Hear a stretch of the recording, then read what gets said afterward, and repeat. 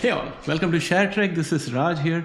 Friends, as you know, we are one of the very limited number of channels on YouTube that talk about genomic stocks. And today I want to bring you something that I think most of you either have thought about it or if you have not thought of it, it's high time that you do.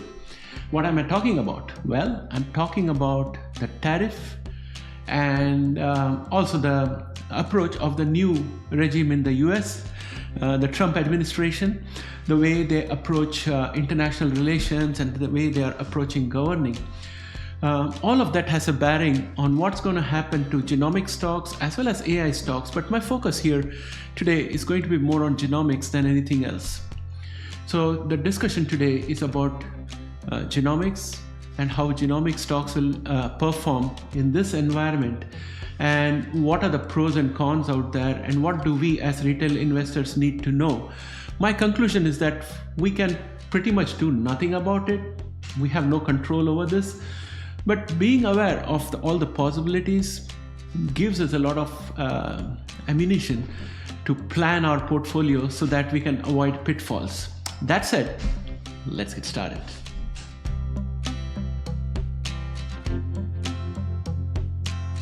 Welcome back, friends. I would like to start by talking about the patent regime for genomic intellectual property, or IP, which is governed by a mix of international treaties, national laws, and judicial rulings. Here's a brief overview, if you may. First, let us understand the patentability criteria landscape. To be patented, a genomic invention must meet three main criteria. Number one, it's got to be novel. There should be novelty. It must be a new and not previously disclosed aspect. The second criteria is non-obviousness. It should not be an obvious extension of existing knowledge. The third aspect, utility. It must have a specific, substantial, and credible use. If all those criteria are met, then it's patentable. Now let's examine the types of genomic patents that you can see. One of the things that you're very common, it's a common understanding, is gene sequences. Naturally occurring genes cannot be patented in the US as per Association for Molecular Pathology versus Myriad Genetics. This was a judgment passed in 2013, or a ruling passed in 2013. But modified and synthetic sequences can be patented. Other thing that can be patented is gene editing technologies. For example, you're already aware about CRISPR. Then there is TALENs, TALENS, and zinc finger nucleases. These are patentable. And we also can patent genetically modified organisms, GMOs. Genetically engineered organisms such as transgenic plants and animals are patentable. Then you also have therapeutics and diagnostics, which can be patented. Methods using genomic information for treatment and disease detection can be patented. It's important to understand the key jurisdictions and differences in order to differentiate this, in order to appreciate this discussion. It's important to understand the key jurisdictions and their differences in order to appreciate this discussion. For example, in the United States, the US Patent and Trademark Office, or USPTO, follows the Myriad decisions but allows patents on modified genes, gene editing tools, and applications of genetic information. Whereas if you go to the European Union, the European Patent Office, or EPO, allows gene patents if they involve an inventive step and industrial applicability. Ethical concerns can restrict some of those patents. Now let us turn our focus to China, which offers broad protection for biotechnological inventions with increasing enforcement of IP laws. When you come to India, India has stricter patent laws disallowing patents on naturally occurring genes, but allowing process patents for gene-based technologies. So then what are the challenges and controversies, ethical and public health concerns? Let's look at them. First of all, restricting access to genetic technologies through patents can raise concerns about affordability and innovation. And then you have this concept of patent thickets, that's the term that is used. It's used to describe overlapping IP rights that can hinder research and commercialization. And then you're familiar with the CRISPR patent wars, the ongoing dispute between the Broad Institute and UC Berkeley over foundational CRISPR-Cas9 patents highlights the complexity of genomic IP.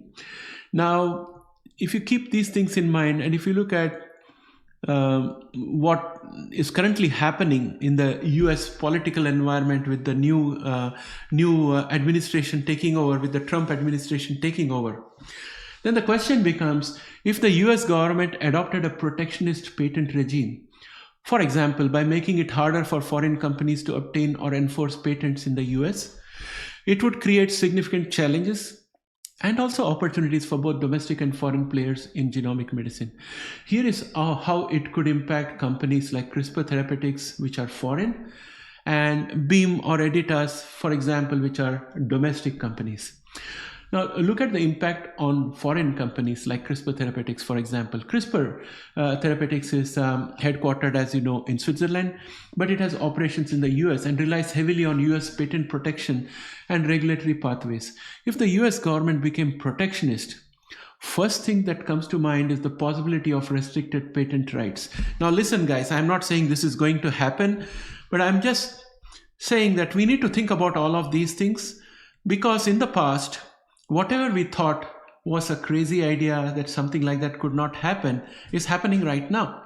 Who would have thought even a year ago that US would say that Canada should become the 51st state of US, that Greenland should be taken over by US, or US is going to displace the Palestinians and create a plaza in Palestine, or take over Panama Canal. We never thought about it. We thought those are all crazy fringe ideas, but they came to pass. So as a retail investor, I think it's important for us, if we are investing in genomic stocks, to entertain the possibility that this could happen, that the US could become protectionist when it comes to patents, and could probably use that to make some money for the government to reduce the deficit. So that's definitely possible, in my opinion, as something that a retail investor has to consider. So if US patents become harder to obtain or enforce for foreign firms, CRISPR Therapeutics might lose protection for key innovations, making it easier for US competitors to copy their technologies. This could erode CRISPR's competitive advantage in gene editing and lead to licensing battles or loss of revenue from royalties. Next, we can visualize higher barriers to US market entry, because if the US government restricted licensing of foreign patented genomic technologies or enforced a Buy American policy in the biotech funding and approvals, CRISPR Therapeutics might struggle to commercialize therapies in the US. The company would be forced to shift focus to Europe and Asia, limiting its market potential and excluding US from its range of influence. Don't forget the all-important collaborations and mergers and acquisitions that could be affected. A lot of banks depend on mergers and acquisitions for a part of their revenue. Those things will not be there, and also many startup companies end up with collaborations which continues to feed them with reliable source of money while they pursue their own therapies in the clinical trials. So we have seen that with CRISPR Therapeutics, we have seen that with Beam Therapeutics, Editas. So if those opportunities are gone, then the landscape for genomics becomes even more fraught with risk. Many biotech firms operate through joint ventures and I would say licensing agreements with US companies. So if new restrictions made cross-border IP transfers more difficult, CRISPR Therapeutics could lose US partners or face limits on its licensing revenue. CRISPR patent disputes could favor domestic players, and that could be at a disadvantage for foreign players.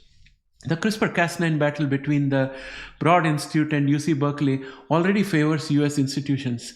Protectionist US government might further tilt rulings in favor of domestic entities, making it harder for CRISPR Therapeutics to assert its patent rights. Impact on Beam and Editas is also going to be similar, but on a diagrammatically opposite side. Like US gene editing companies like Beam and Editas would likely benefit from protectionist policies. For example, they may enjoy stronger patent protection in the US, and if US made it easier for domestic firms to obtain and enforce patents while restricting foreign claims, Beam and Editas could secure broader patent rights with reduced foreign competition. This could increase licensing revenues and strengthen their market positions in gene editing within the US. But outside the US, it will be a different story because other governments will also start retaliating. So overall, what it does is that it reduces the footprint in which various companies could operate, and they are restricted into smaller geographies with smaller markets and economies of scale that could have brought down the costs and increased the margin. All of those things get lost because cooperation between governments is essential to enforce things like income tax, corporate tax, patent regime, criminal law, enforcement of judgments and all those things. So those collaborations may get frayed. If foreign companies like CRISPR Therapeutics struggle to patent or commercialize therapies in the US, domestic firms could gain a larger share of the US biotech market without facing global competition. This could increase valuation and investor confidence in domestic firms. This would also mean more government and institutional support for domestic firms. US firms might receive preferential funding, tax breaks, and R&D incentives, particularly if the government promoted onshoring of genomic research and drug manufacturing. NIH and BARDA grants could favor Beam and Editas over foreign players, boosting their pipeline development. However, this may present potential downsides for US firms. International retaliation could happen. Other countries might impose reciprocal restrictions, making it harder for US firms to patent and sell therapies abroad. Another thing that could happen would be weakened innovation ecosystem, because cutting off global collaboration and licensing deals might slow down innovation as gene editing companies rely on cross-border R&D efforts. And this will also mean that there will be increased regulatory scrutiny if protectionist policies also came with stricter pricing or safety regulations. It might increase compliance costs for Beam and Editas. And I would say that at this point of time, I have other ideas also I want to flush out, which I'm working on a separate sheet of paper out here. I've been working away on this for a while, and I put down all my points in there. I'm also thinking about the demographics, right? US has got a population of 450 million and it has got high per capita income. But there are two countries out there, India and China, which have 1.4 to 1.5 billion population each, and they have a lower per capita income.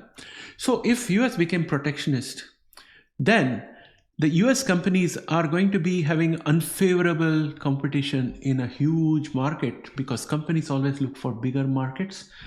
So when that happens, the local companies in India and China may start growing. And when they grow, the local population will start getting higher per capita income, and that could increase the power of those countries. And I'm also looking at defense, right? US is selling state-of-the-art equipment with integration and everything, and they cost a lot of money. Now, if US put protectionist tariffs and other things, it may dissuade other countries from buying US weapons system, as a result of which the companies which manufacture these weapon systems, they won't get the funding that they get through private sources. They will have to rely on the government. And if the government gives them money and those weapon systems are created, yet foreign countries may not be willing to buy them, because they would always have a doubt that US may have a kill switch or some other disabling mechanism in order to maintain their power. So those are all the things that I'm going to talk about in a separate video. But for this video, let me round this all up and put my final thoughts into this. I would say that a protectionist US patent regime would hurt foreign firms like CRISPR Therapeutics by limiting their IP rights and market access, while favoring domestic firms like Beam and Editas through stronger patents and reduced competition. However, it could also backfire by restricting US companies from global collaborations and foreign markets, potentially slowing overall biotech progress.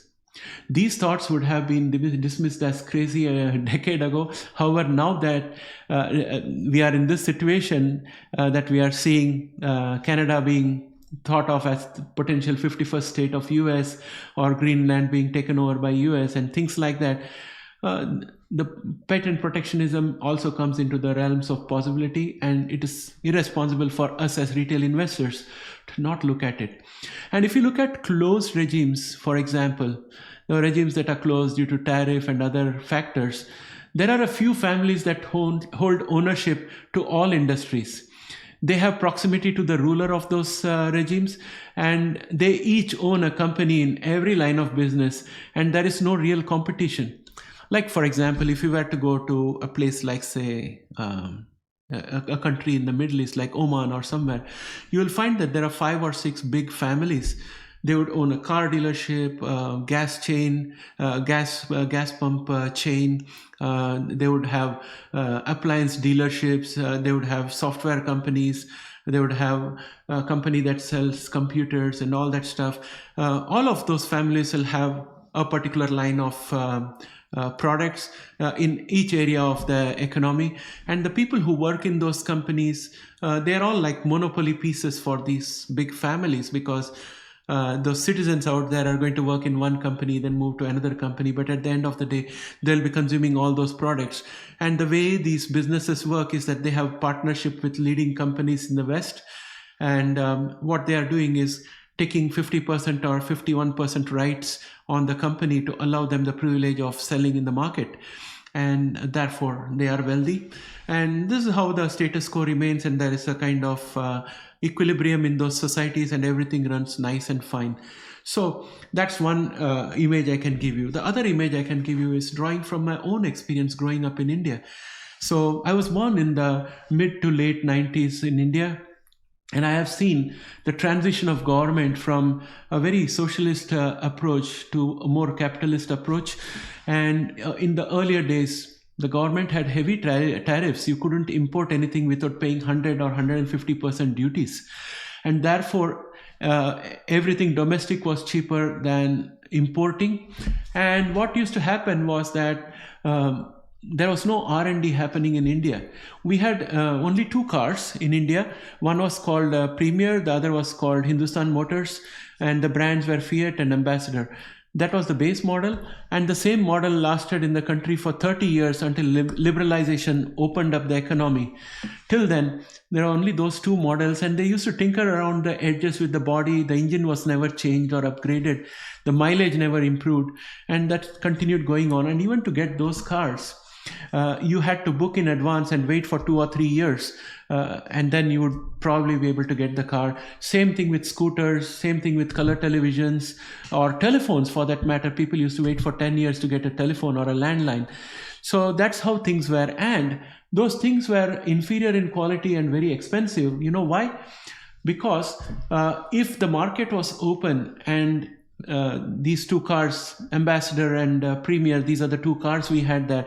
If they had to compete with international market, those companies would have shut down because they were too expensive and they were clunky. Because we had tariffs, really good cars were twice as expensive as these inferior cars, and there was no incentive for the manufacturer to increase the size of the plant or do R&D or anything. So you are getting inferior products for an expensive amount, and the tariff was enabling this to happen. So in a nutshell, what happens when tariff barriers comes in is that local manufacturers go lazy, and they have good margins. They can increase their price and stay well within the tariff limit of the imported products and continue to sell their products, and innovation takes a backseat.